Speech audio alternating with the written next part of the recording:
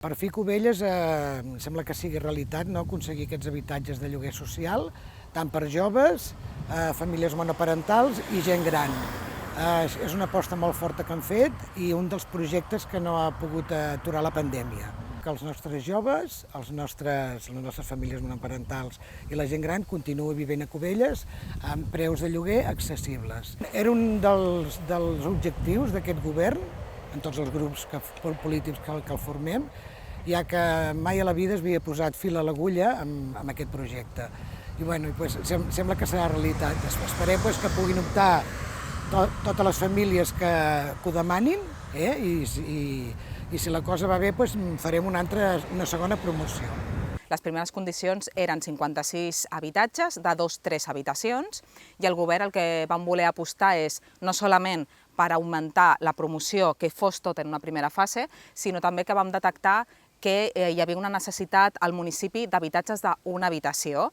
Per tant, vam passar de 54 habitatges a 124 i això suposa que el govern, un dels objectius era intervindre en el mercat immobiliari.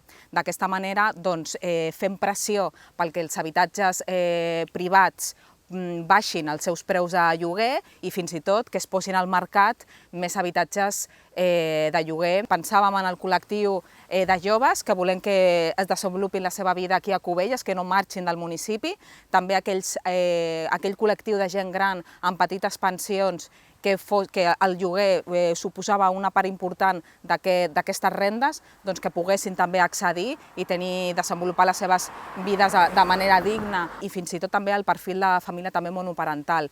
Tot això el que vam voler al govern és apretar el preu perquè fos més baix, 5,75 euros al metre quadrat. Per tant, estem parlant d'habitatge de aproximadament 270 euros, 570 euros aproximadament oscil·laran per aquí els preus del lloguer.